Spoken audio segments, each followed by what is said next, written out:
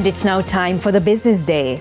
Tourism officials say they are closely watching developments in the Middle East. With rising fuel prices, there are concerns that fewer people may travel in the summer.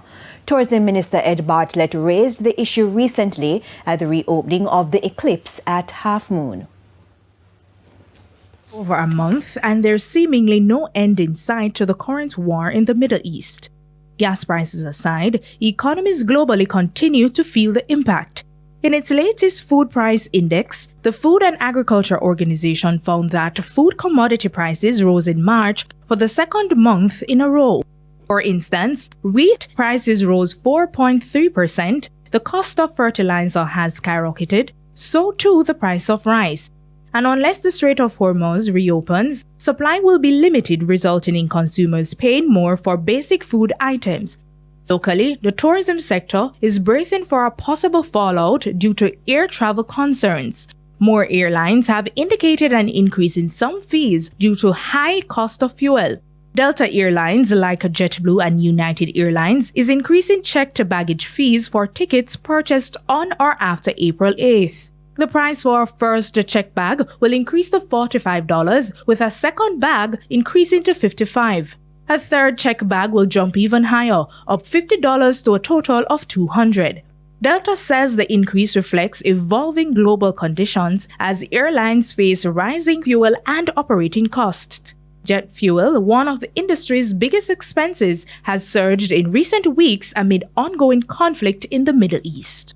There is concern that summer travel could be impacted. Tourism Minister Edmund Bartlett says he's paying close attention to the developments. I don't want to delve too much in that, as it's a subject of great controversy today. Much concern, a lot of pain and difficulty, and it is in fact perhaps one of the most redefining elements of our existence as a people since COVID-19. I'd say since COVID-19 because COVID-19 became the most existential threat that the human family had seen since Adam and Eve. Still, he notes, the sector continues to show resilience after rebounding from the Category 5 hurricane. And Jamaica must be a leader in recovery and resilience. We must not be merely building back. We must be building forward with energy and with strength. We must build with a new radical purpose. Deidre Thomas, TVJ News. In the meantime, Minister Bartlett says after 2.5 years, the Tourism Pension Fund now has over $6 billion. He says the process has begun for the use of portions of the sum to go towards health insurance. At the rate of accretion, as more members come on, we expect that fund to reach $10 billion by the end of 2027, at which time we are going to establish an HMO for the workers. We are going to take $2 billion from the fund to create the seeding money for that health facility and to create a health scheme for every worker of the tourism industry.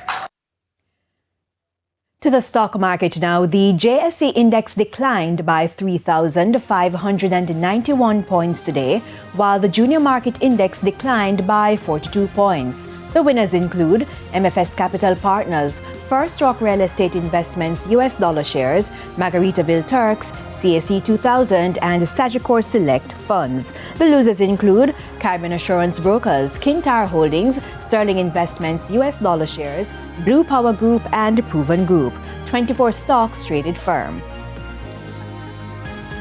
Foreign exchange trading ended with banks and cambios selling the US dollar for an average $158.72. The Canadian dollar is being sold for $114.62. The pound is going for $212.21, while the euro is selling for an average $187.59. And that's it for the Business Day. International stories are next.